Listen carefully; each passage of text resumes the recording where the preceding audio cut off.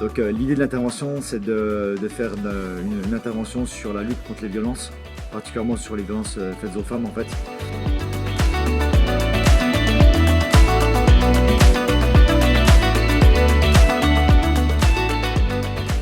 L'idée, c'est d'être capable d'anticiper. Ensuite, évaluer, c'est évaluer le danger. Si vous estimez qu'il y a un danger potentiel, pas des gens qui vous inspirent pas confiance, ben, n'y allez pas en fait.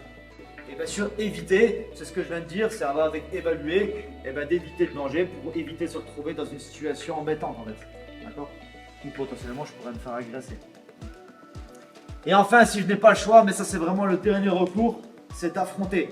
Affronter physiquement, s'il y a quelqu'un qui vous embête, hein, mettons physiquement, qui vous embête physiquement, ben là, si j'ai pas le choix, il va falloir faut avoir déclenché. J'ai mis en place des techniques assez simples en fait. On est parti sur le mode opératoire des agresseurs, en fait suite à des observations des différentes agressions. Et on a choisi dans tout le spectre technique qui existe dans les sports de combat et les sports de self-défense, des techniques simples à réaliser. Donc sur les techniques de percussion, on est parti sur des pompes de main avant, pompes de main arrière. Là ici, c'est à distance intime. Dans cette distance intime, seules les personnes que vous avez autorisées peuvent venir ici. D'accord? Donc pour matérialiser cette distance, ce que vous allez faire, c'est les bras en interposition. Déjà. Ça va matérialiser aussi, pour éviter que la personne vienne dans cette zone intime en fait.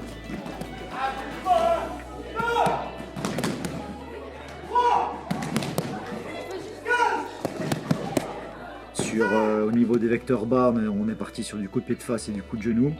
Et aussi on est parti sur du coup de coude.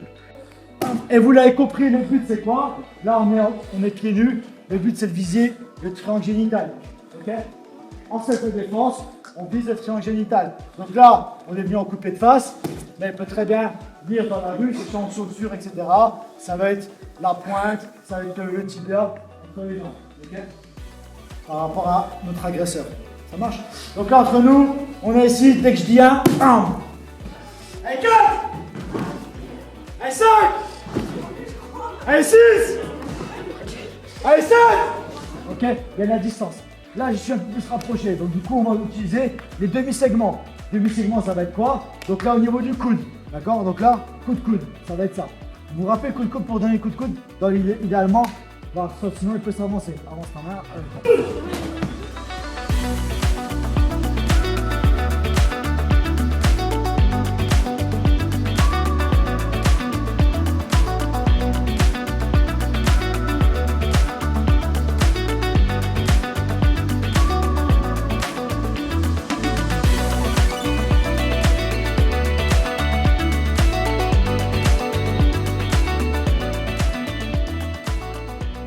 L'important c'est que l'ensemble du public soit sensibilisé à cette question des violences faites aux femmes en fait, et surtout emmener un peu plus de solidarité en fait lorsqu'on est à la vue d'une situation d'agression, d'être capable d'intervenir de manière indirecte, mais au moins d'être capable d'alerter en fait, les forces de l'ordre, hein, au moins le 17, et pour pouvoir intervenir sur une situation d'agression en fait.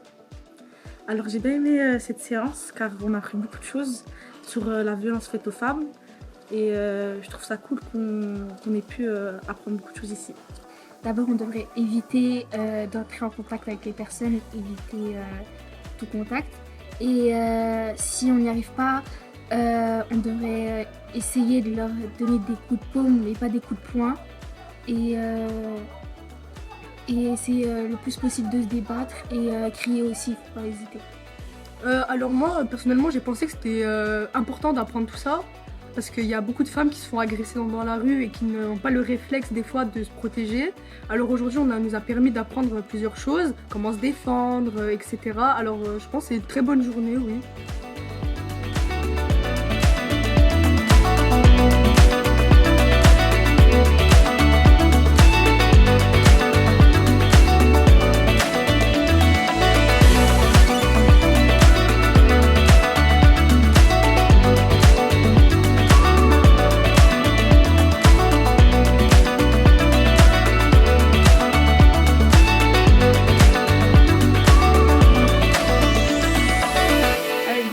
Anthony et à la team Puna.